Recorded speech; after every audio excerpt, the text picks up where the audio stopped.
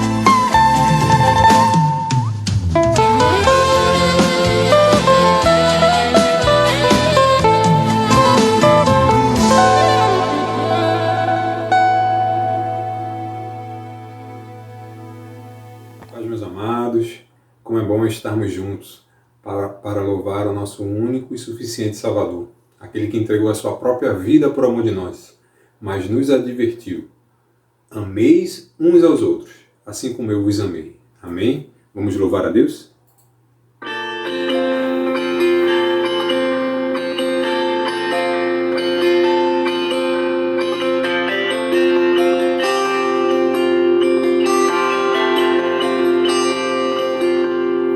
Cedo me acordo a oração, é o coração que tá apertado para ver um mundo diferente da notícia repetida da televisão. Eu me pergunto onde é que foi, alguém me explica por favor, onde é que foi que nós desaprendemos a viver em união. Posso até sonhar, mas se eu aqui só esperar, eu sou um deles, sou só um deles.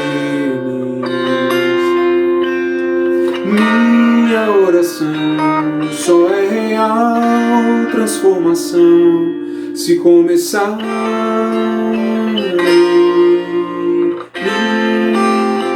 a jamais amar.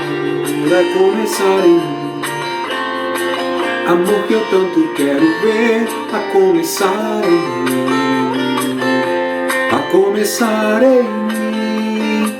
Quem me perceber, que antes possa me reconhecer, me descrever em teu amor.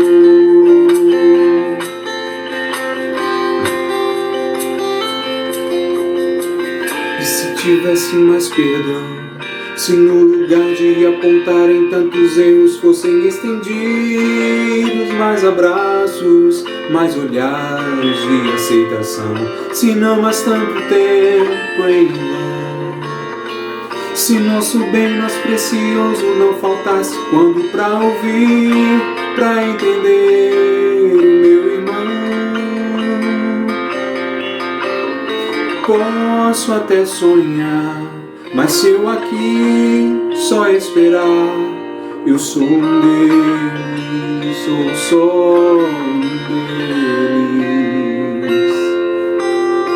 Minha oração só é real transformação se começar em mim. Haja mais amor a começar em mim.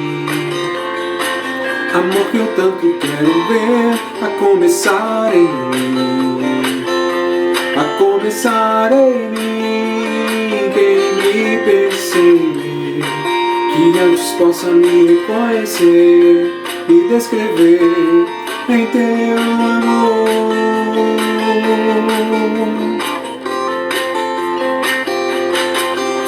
La, la, la, la, la. Dará mais amor. La, la, la,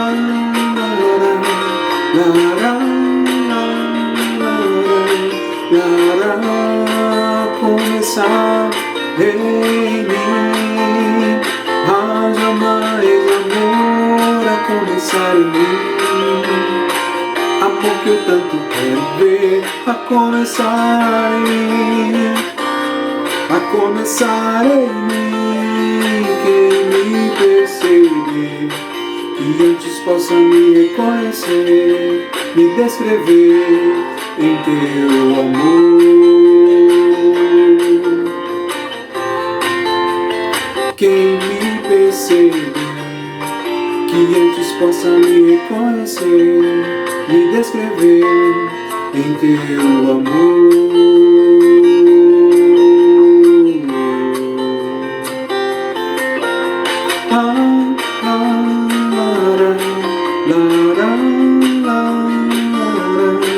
Mais amor em mim.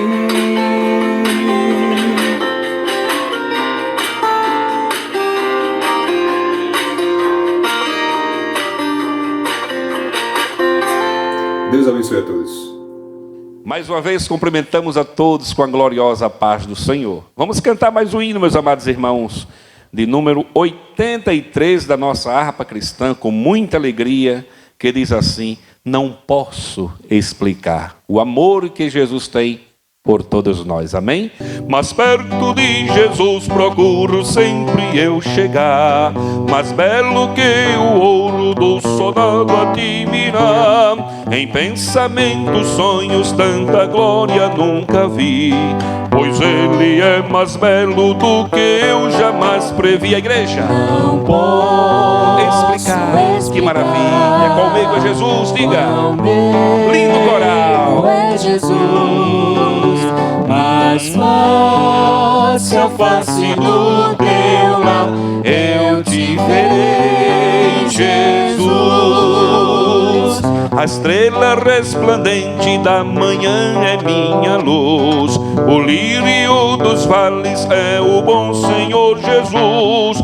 Suave e doce é o cheiro que só vem de ti, pois Ele é mais belo do que eu jamais previ. A igreja, aleluia, glória a Deus. Qual meio Jesus, diga. Qual meio é Jesus, mas face a face do teu lar eu te verei, Jesus. Se mágoas vêm me perturbar, o bálsamo ele tem. Me toma nos seus braços e assim descanso bem. Na cruz levou Jesus o meu pecado sobre si, pois ele é mais belo do que eu jamais previ. A igreja, aleluia, glória a Deus. Explicar qual meio é Jesus. Oh, glória a Deus. É Jesus, mas pode se afaste do teu lado, eu te verei. Diga mais uma vez. Não posso. Não posso explicar. Grande coral harmonia. Aleluia. Tu és Jesus, Mas pode se afaste do teu lado, eu te verei. Jesus. Aleluia. Bom, queridos irmãos, saúdo a todos com a preciosa paz do Senhor Jesus. É rica esta oportunidade de estarmos juntos mais uma vez. Sejam todos bem-vindos para mais uma instrução. Hoje é o dia de nossa instrução da Assembleia de Deus Harmonia. E a gente vem tratando sobre as cartas de Jesus enviadas às 7 igrejas do Apocalipse. Nós já falamos sobre 3 delas, Éfeso, Esmirna, Pérgamo, e hoje nós vamos falar um pouco sobre a igreja que estava na cidade de Tiatira. Portanto, vamos orar para que o Espírito de Deus traga sobre nós a sua revelação, de modo que sejamos todos edificados. Amado e bondoso Deus, com alegria nesta hora nos colocamos em Tuas mãos, a fim de que a Tua palavra, Senhor, mais uma vez, chegue aos nossos corações com o propósito de nos ajudar, nos edificar, consolar, e assim, Senhor, sejamos todos nós fortalecidos em Ti. Abençoe cada lar, cada pessoa, para que possam viver uma vida de fé neste mundo, nesta vida aqui, fazendo todas as travessias, confiando no Teu poder, na Tua graça, na Tua misericórdia. É no nome de Jesus que Te pedimos. Amém e amém. Meus amados, vamos à leitura da palavra de Deus.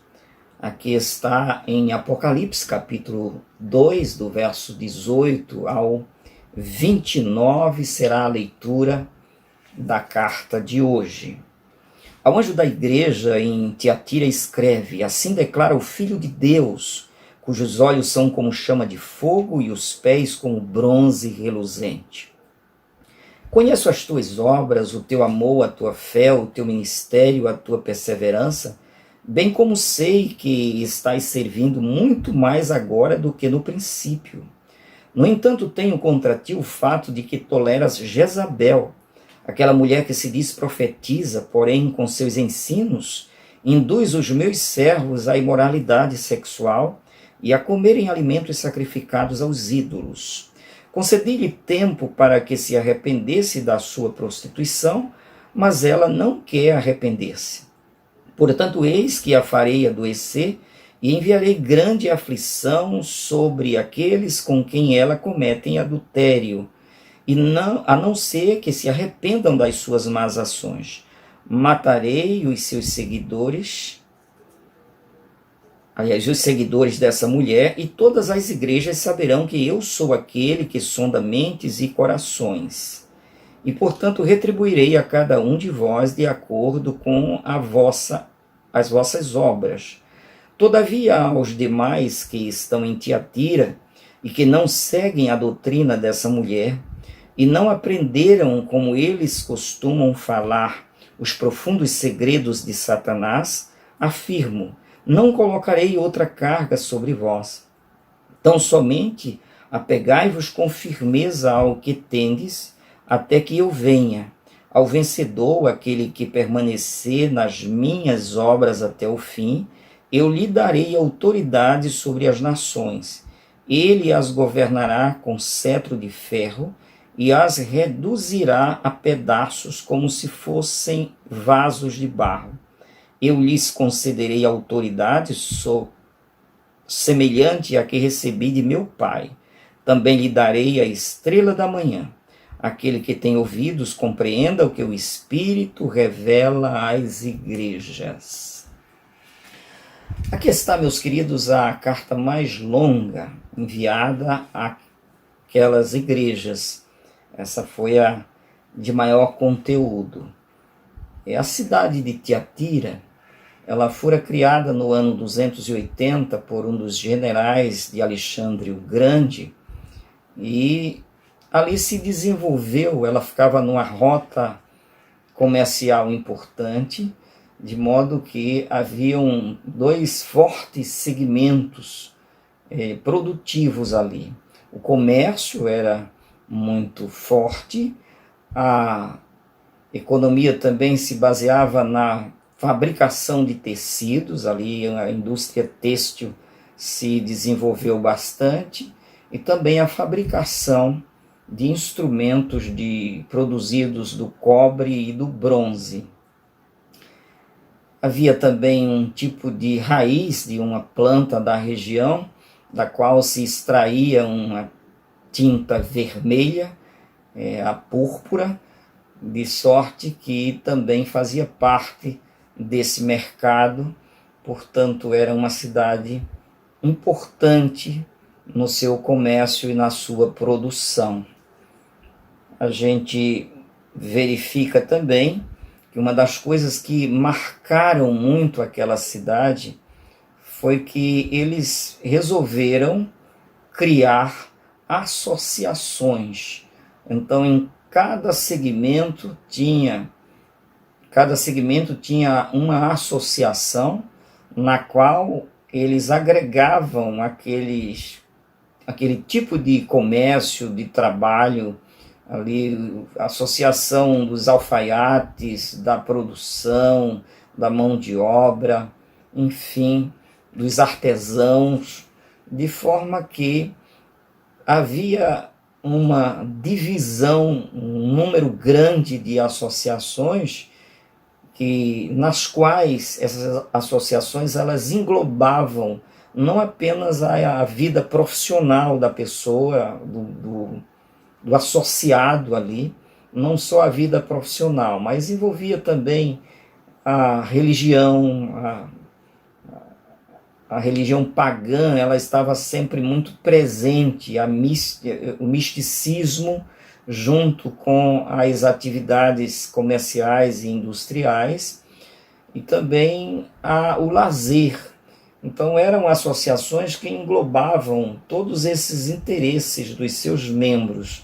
Ia desde a formação profissional, desenvolvimento das profissões, até os cultos pagãos que se realizavam também nessas associações, e o lazer com banquetes, com comidas sacrificadas aos ídolos. Cada associação tinha o seu ídolo a quem prestava culto, e os membros ali participavam então de tudo isso.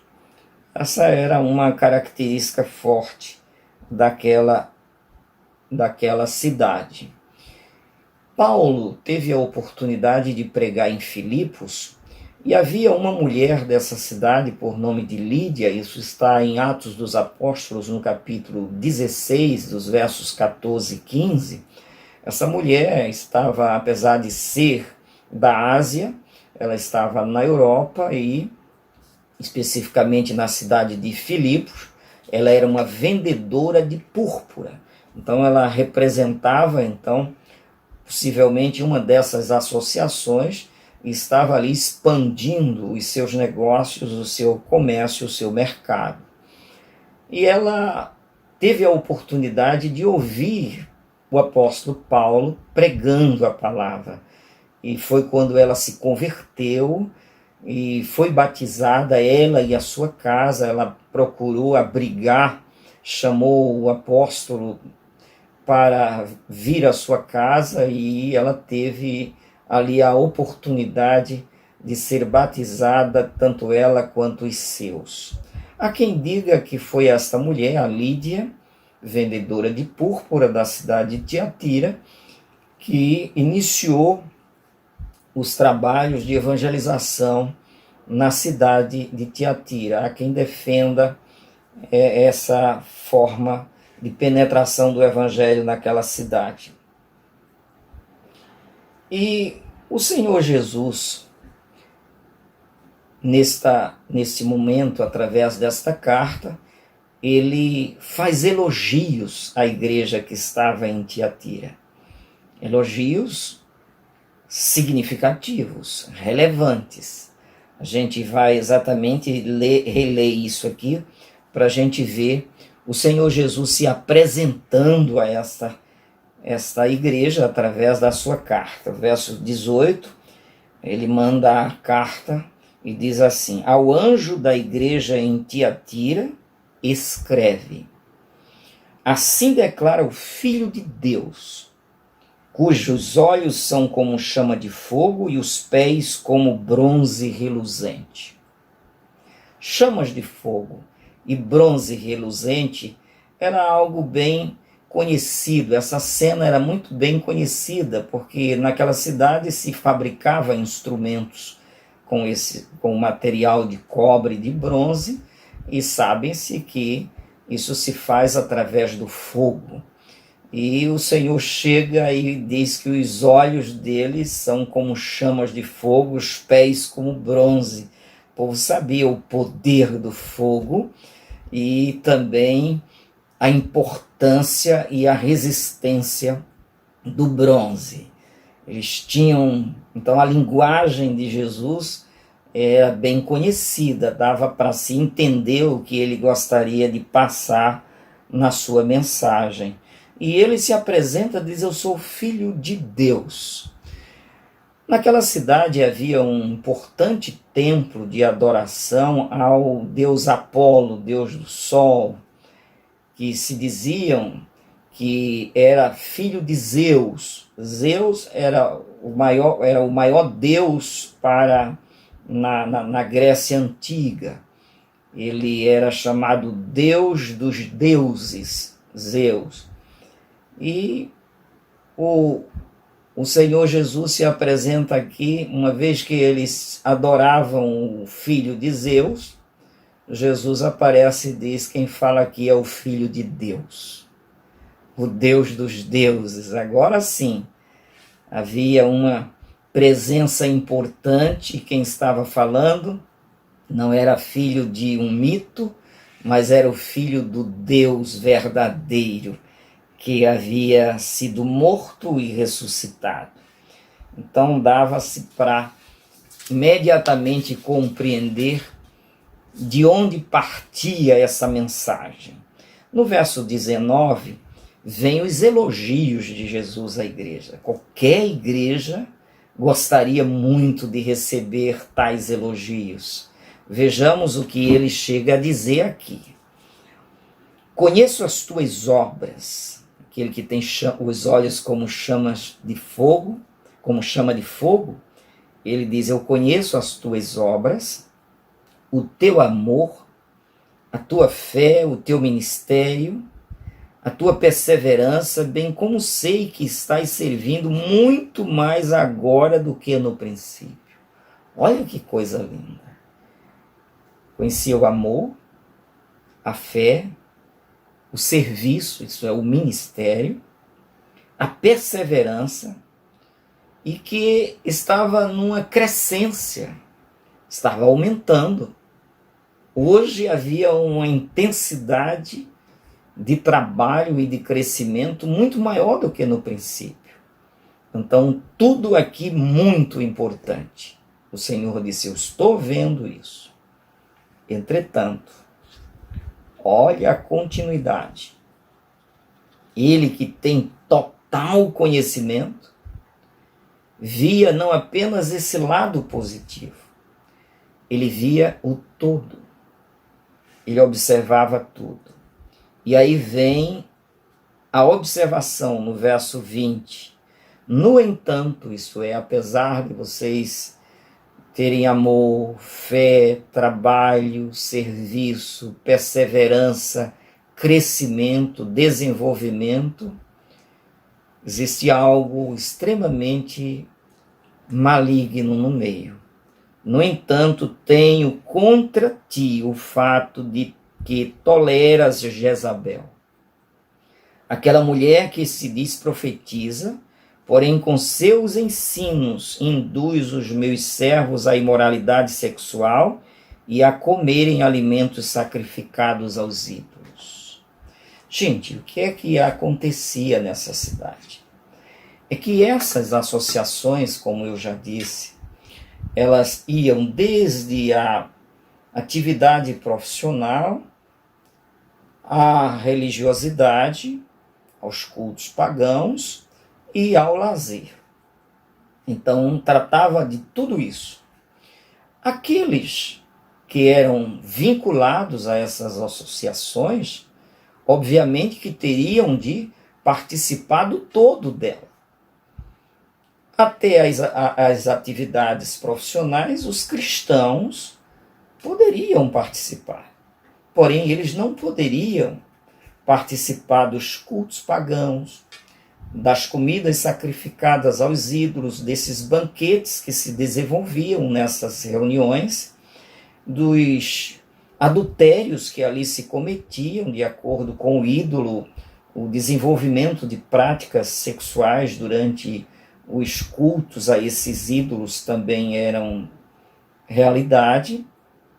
Haviam os banquetes com os animais que eram sacrificados a esses ídolos, eram também comidos ali em banquetes.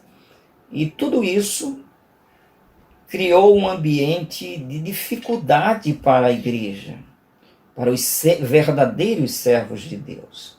E não está, nessa cidade de Tiatira, não está associado a uma dessas organizações, era prejuízo financeiro, porque eles se uniam com os interesses comuns de cada pessoa e formavam o grupo, e quem estivesse fora desse grupo ou fechava o comércio, o seu negócio, ou teria dificuldades de se empregar para exercer atividades operárias na cidade, ou ficaria completamente em situação difícil. Para resolver esse problema, o diabo viu que a igreja era forte no amor, na fé, na perseverança, no trabalho e no crescimento. Então, ele não podendo atacar, enfrentar ela, ele procurou miná-la por dentro. Como? Levantando uma pessoa obviamente, era uma pessoa que detinha alguns talentos, tinha uma certa importância, uma certa desenvoltura em todos os aspectos, de modo que essa mulher se declarou profetisa, ela mesma se declarava profetisa, foi introduzida no seio da igreja e conquistou com a sua maneira, obviamente ela tinha seus méritos, e conquistou o espaço dentro da comunidade cristã daquela cidade para, então, oferecer os seus ensinos. Então, se abriu um espaço no púlpito daquela igreja, no seio daquela igreja, e ela passou a ter vez, ela passou a ter voz, e ela introduziu a seguinte doutrina: nós precisamos conhecer as profundezas de Satanás. Vocês viram na leitura? Não tem problema. A gente não vai perder recursos, não vai perder importância comercial, a gente não vai perder a nossa oportunidade de prestar os nossos serviços. Então não tem problema, a gente participa da igreja e ao mesmo tempo a gente participa dessas associações, porque é de lá que vem o nosso recurso, o nosso sustento, e a gente pode sim equacionar esse problema, resolver essa demanda. Não tem problema. Então a gente pode servir a Deus aqui na igreja e lá a gente pode sim participar do banquete dos ídolos. A gente pode sim participar, porque lá está vinculada também a nossa profissão, a nossa atividade, é algo importante e a gente pode sim conciliar essas duas coisas. E através desse ensino, um abismo sempre chama outro abismo. Ela era uma prostituta, de fato, e foi levando pessoas com esse engano e se envolveu de forma que aqui está descrito que ela irritou profundamente o noivo da igreja, o Senhor Jesus. Não diz aqui que o pastor tinha percebido coisa nenhuma ainda. Então, apesar de toda a sua dedicação, ele foi, no mínimo, negligente, faltou cuidado, faltou observação sobre aqueles que estavam ministrando a palavra, de modo que ela infiltrou essa doutrina no seio da igreja, e isso estava sendo contra toda a vontade, todo o ensino, toda a palavra de Deus. E é aqui que Jesus vem e diz: eu tenho contra ti esse fato, essa tolerância. Tolerância hoje é algo assim muito louvado, não é? A gente vê muita gente aí, a tolerância com o pecado, não é?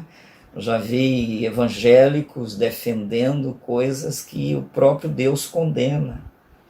A tolerância de Deus para com o mundo incrédulo, que não é a sua igreja, não faz parte da sua igreja, é uma coisa.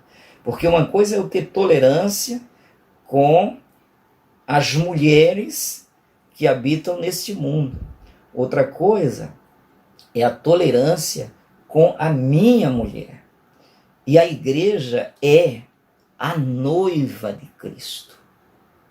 A igreja, ela foi eleita pelo Senhor como a sua noiva, como o seu corpo. Uma coisa é o meu corpo, uma coisa é o corpo das demais pessoas. Então, a tolerância de Deus com a sua igreja, ela tem limites.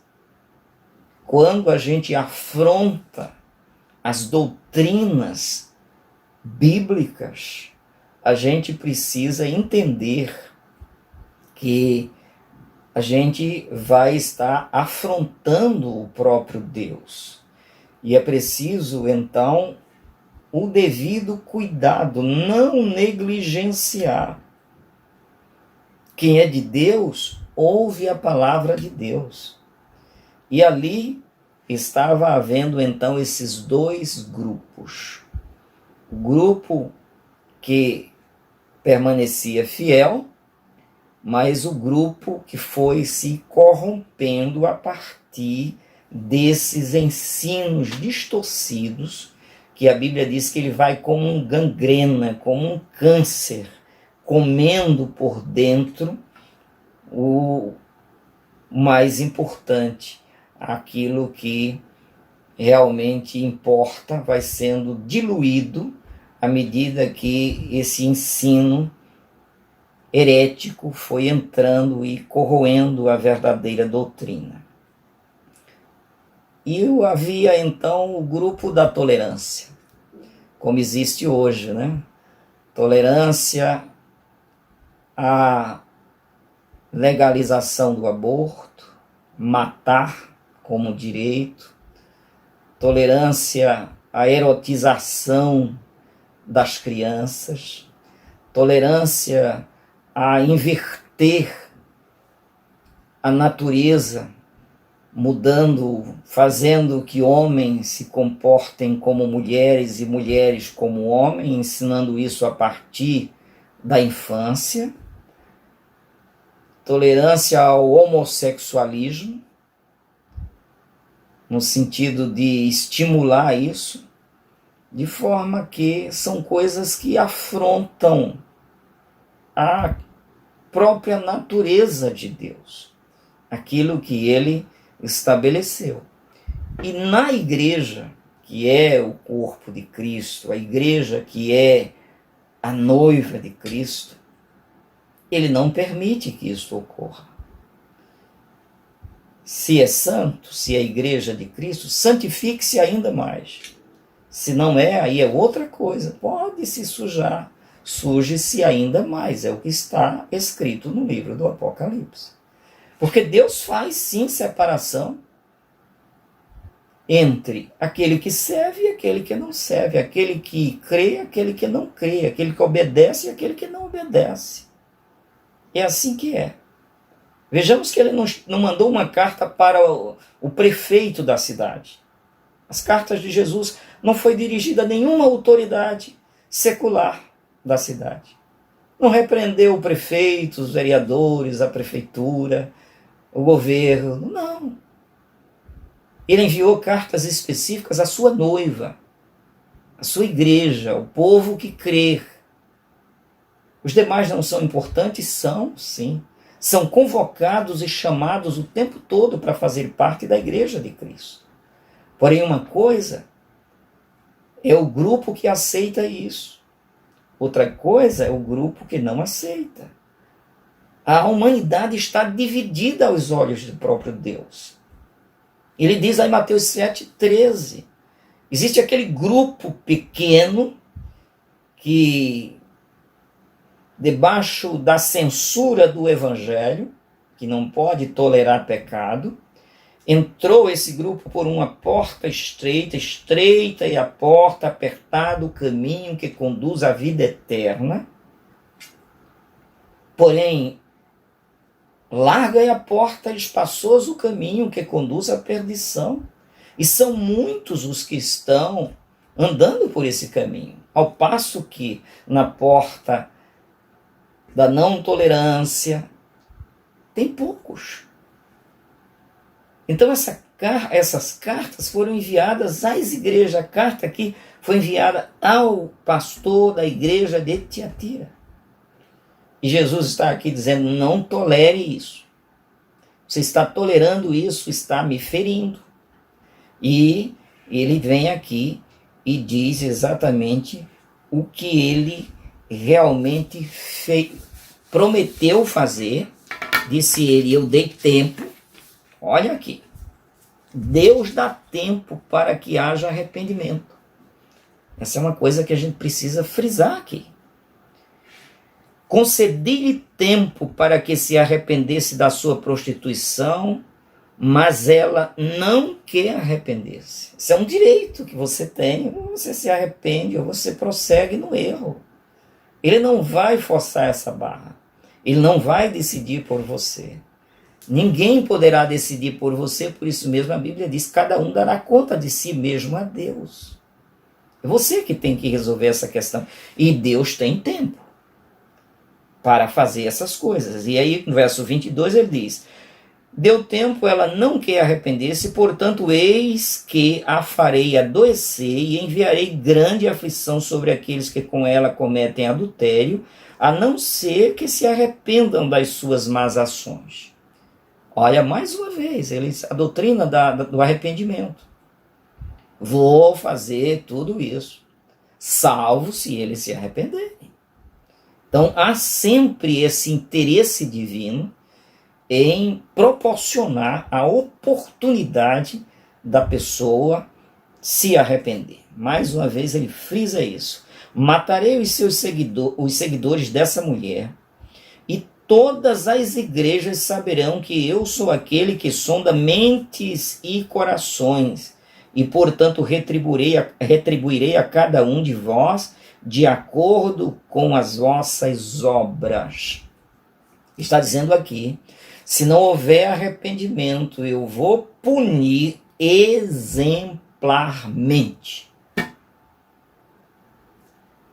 Todas as igrejas saberão, disse ele. Até hoje nós estamos aqui, 20 séculos depois, aprendendo com esta carta. Aprendendo, porque esta é a palavra de Deus, e ele sonda mentes e corações. Lá No início do livro do Apocalipse, ele apresentou-se no meio, com os pastores na sua mão, as 7 estrelas, no meio dos candelabros, andando no meio das 7 igrejas, e aqui ele está dizendo que está andando no meio e está sondando mentes e corações. É isso que ele afirma aqui. Por isso mesmo, ele sabe fazer justiça, porque ele não se engana com a aparência de ninguém. E a doutrina do arrependimento é uma doutrina fundamental dos ensinos de Jesus. Olha o que ele chega a dizer, 1 Timóteo 2:3, isto é bom e agradável diante de Deus, nosso Salvador, o qual deseja que todas as pessoas sejam salvas e cheguem ao pleno conhecimento da verdade. Deus não tem a intenção de condenar ninguém. As pessoas é que resistem a Deus, a sua palavra. As pessoas é que insistem no erro, no pecado. Mas ele está dizendo aqui que a vontade dele não é de condenar. Deseja que todos sejam salvos. 2 de Pedro 3:9 em diante. O Senhor não se atrasa em cumprir a sua promessa, como julgam alguns. Pelo contrário, ele é extremamente paciente para convosco e não quer que ninguém pereça, mas que todos cheguem ao arrependimento. Você ouviu bem? Então ele está dizendo aqui, talvez muitos ali olhassem aquela situação toda, crescendo aquele grupo de devassos no meio do povo, e ele sendo o quê? Longânimo, esperando, dando oportunidade, estabeleceu o tempo para que eles se arrependessem, esperando o arrependimento, e o arrependimento não veio. Aí sim, aí vai chegar a hora em que ele agirá em detrimento de tudo e de todos, não importa. O tempo de Deus chega, mas essa longanimidade que muitos dizem, podem até dizer, se Deus estivesse muito preocupado, ele não deixaria isso acontecer, ele não disciplinaria, mas ele está dando tempo para que a pessoa possa tomar consciência e arrepender-se.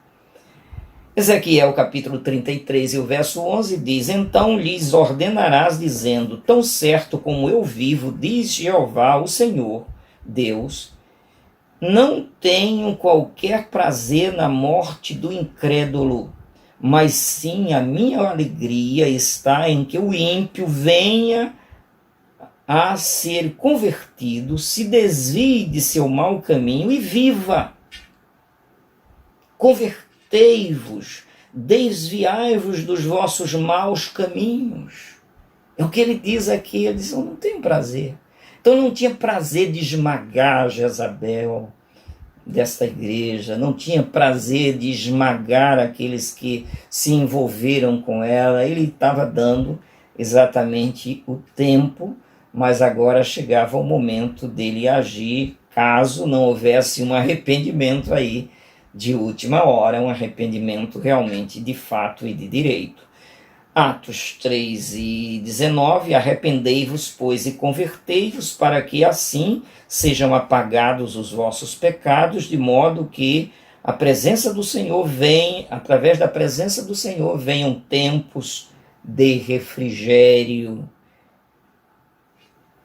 Então ele, pela sua presença, refrigera todos aqueles que se arrependem, é o que ele estava fazendo como oportunidade para aquele grupo da igreja se arrepender.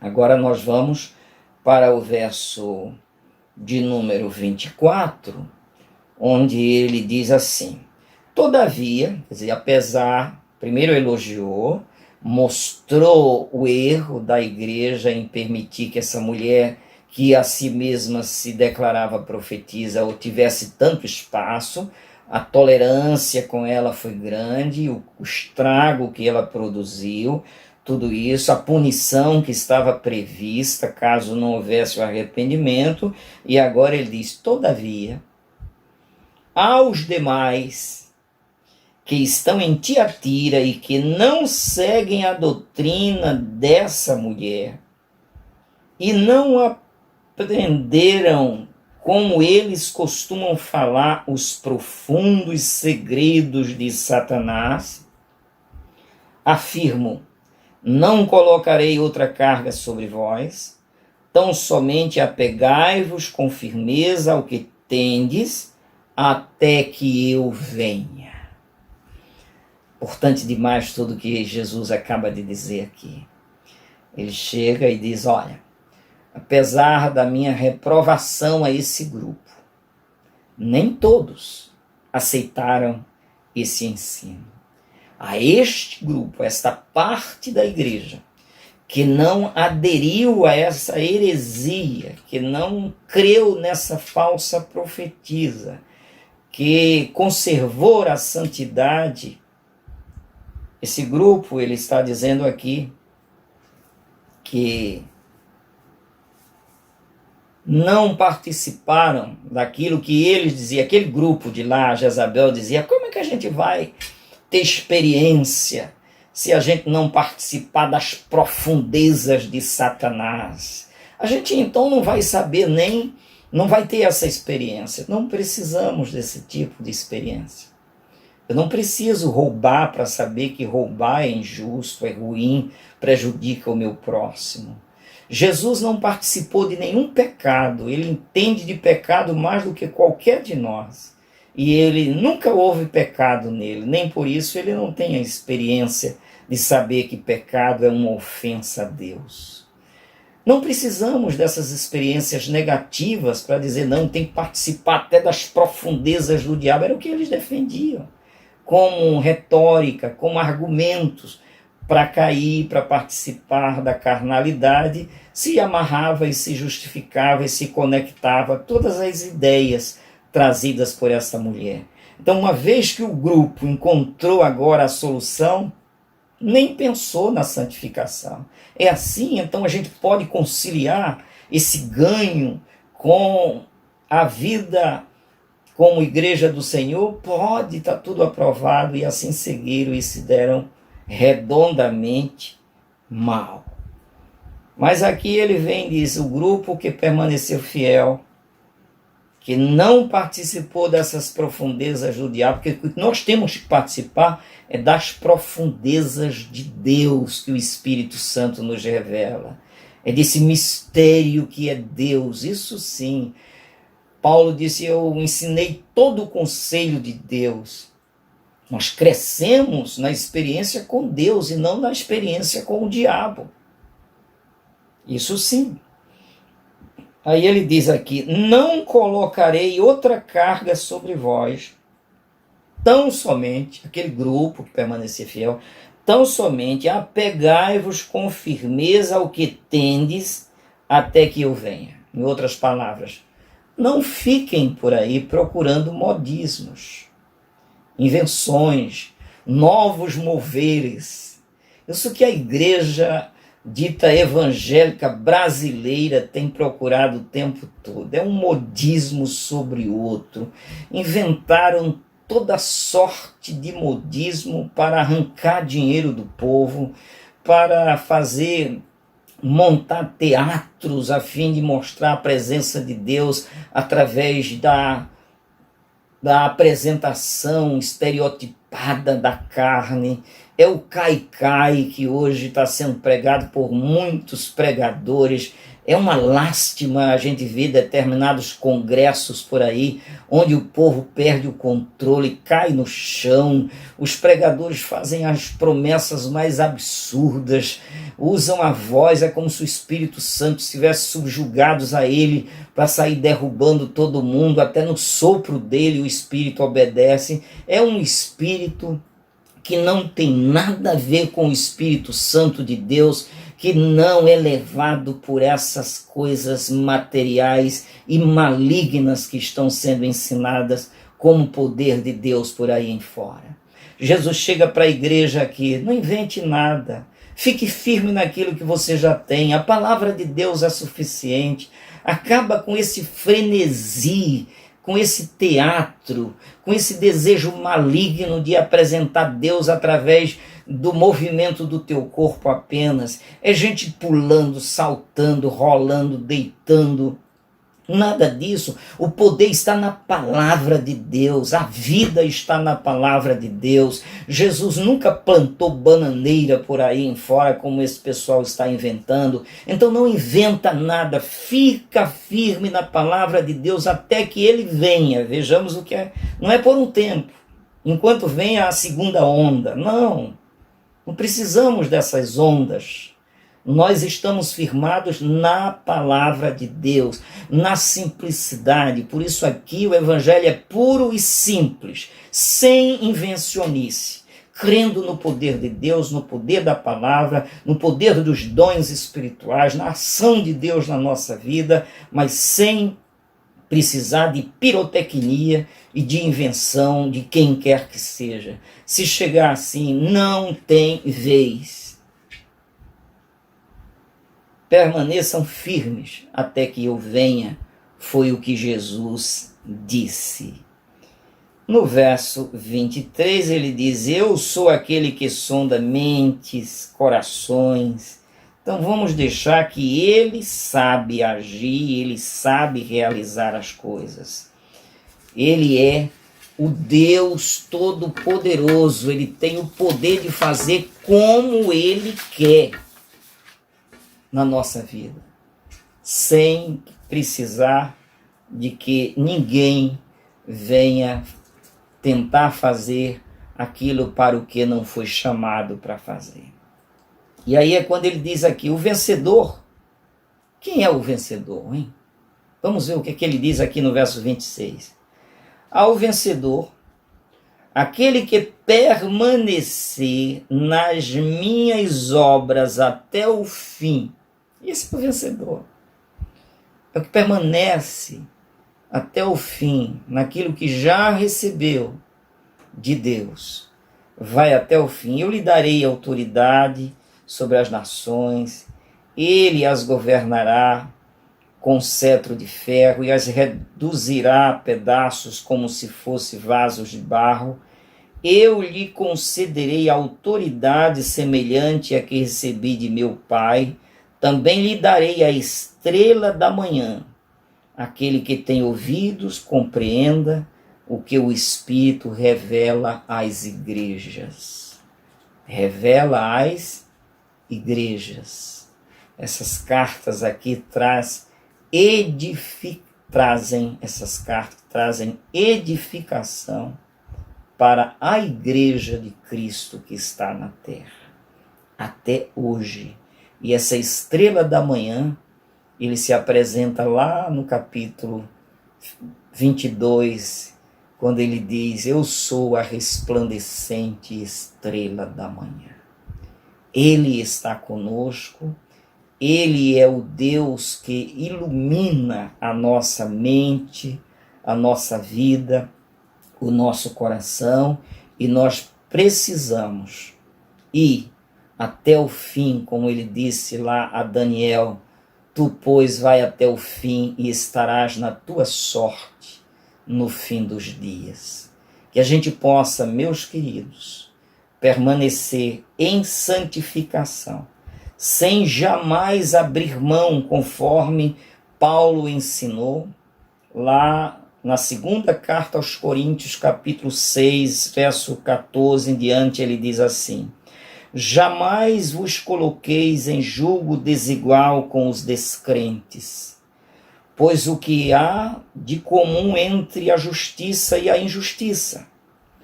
O que comunhão pode ter a luz com as trevas? Que harmonia entre Cristo e Belial? Que parceria pode se estabelecer entre o crente e o incrédulo? E que acordo pode existir entre o templo de Deus e o dos ídolos? Porquanto somos santuário do Deus vivo, como declarou o próprio Senhor. Habitarei neles e entre eles caminharei, serei seu Deus e eles serão meu povo, porquanto sai do meio deles e separai-vos, diz o Senhor, e não toqueis em nada que seja impuro, e eu vos receberei, serei para vós pai e sereis para mim filhos e filhas, diz o Senhor Todo-Poderoso. Vejam que aqui, nessas palavras, Deus vem mostrando a grande diferença entre a sua igreja e esse mundo incrédulo. Entre o que significa adorar a Deus e adorar os ídolos. Entre o que significa ser um servo de Deus e ser um servo de ídolos.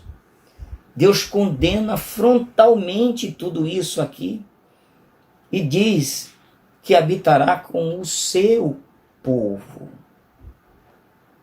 Sai do meio deles, era tudo o que a igreja ali deveria fazer. Não, essa associação tem sim uma chamada inicial importante, que é a vida profissional, economicamente é interessante, porém quando remete para adoração de ídolos, comer coisas sacrificadas a ídolos, se envolver em prostituição, tinha que ter uma parada, tinha que ter um freio, tinha que dizer não, tinha que ter uma censura aí, para dizer não podemos tolerar isso, isso está errado.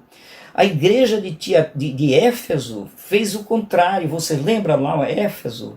Ela era firme na doutrina, ela provava aqueles que vinham com ensinos errados, ela identificou a doutrina falsa, resistiu, não deixou entrar. O próprio Deus disse que aquilo era a favor deles, esqueceu o amor.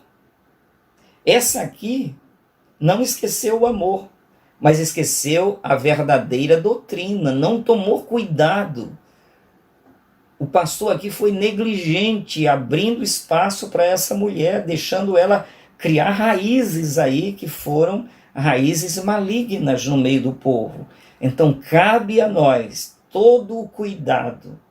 Jamais ofereceremos o culto, o púlpito da nossa igreja para quem a gente não conheça, que tenha uma verdadeira e sã doutrina.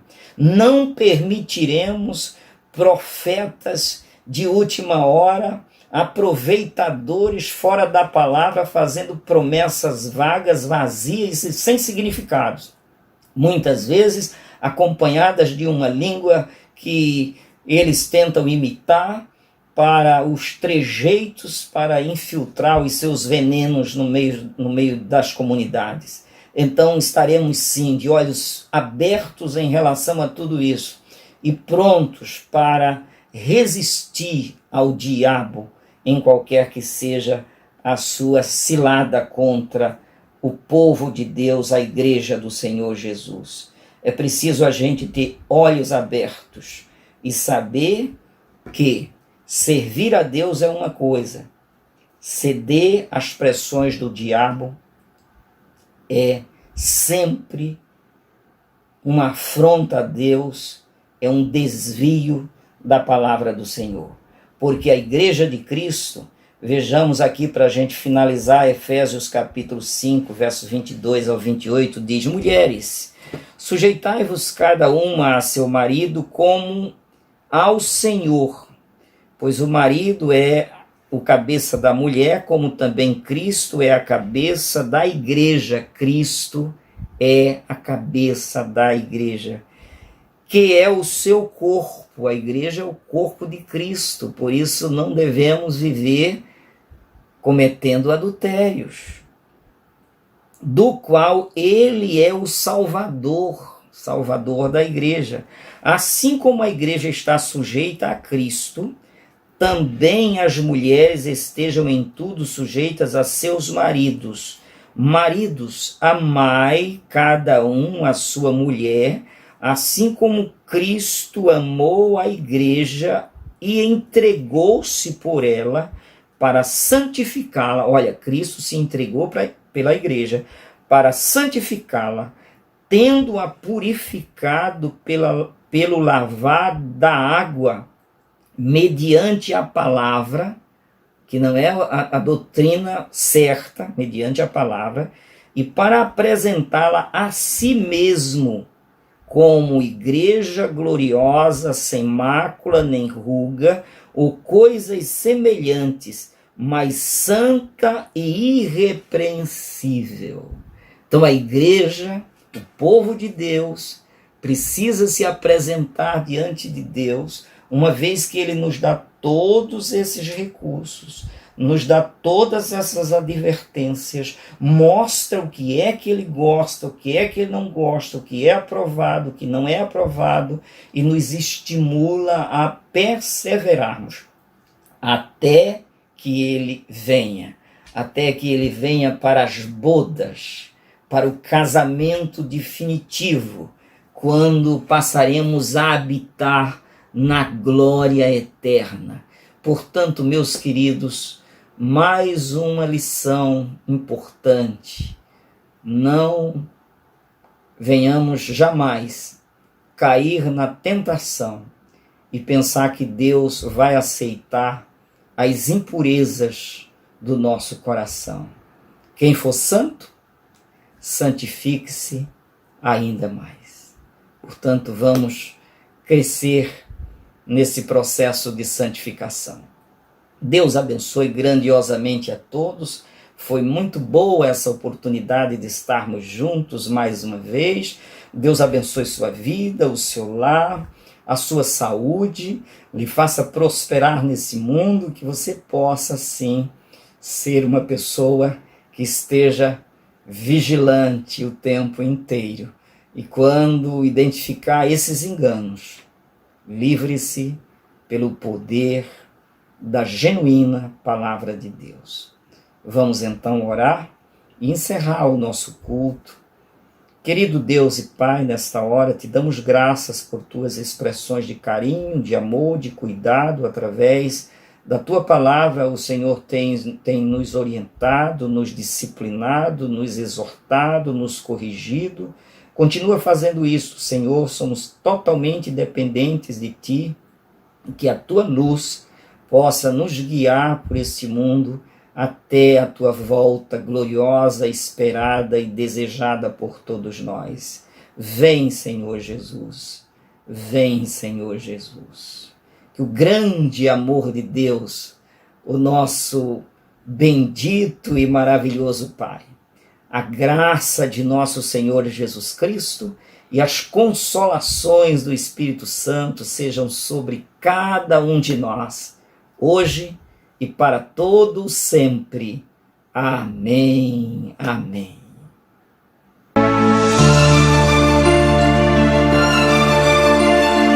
Tens a beleza da cor e a ternura das aves. Tens a pureza da flor de perfume suave. Tens um aroma singelo que passa sem pressa. Tens em tuas mãos a palavra de ricas promessas. Tens em tuas mãos uma mina de ricos tesouros, mais preciosos que a prata, mais ricos que o ouro. Tens a vitória na morte, tens o segredo da vida, e só Tu és meu Deus. Tu és meu Senhor, meu Salvador. Aleluia, glória a Deus.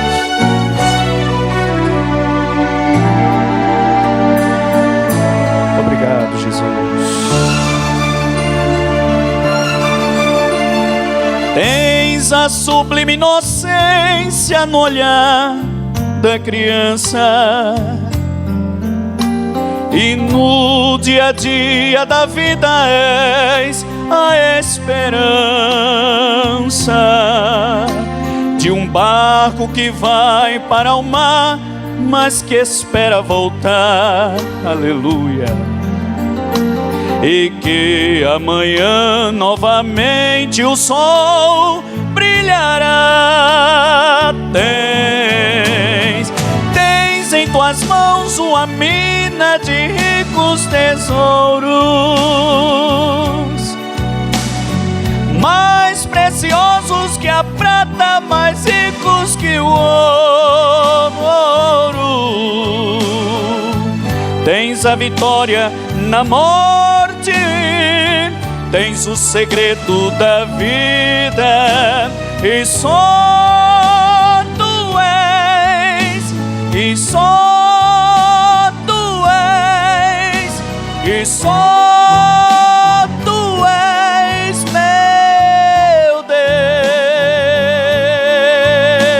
meu Deus, meu Deus. Deus abençoe, glória a Deus.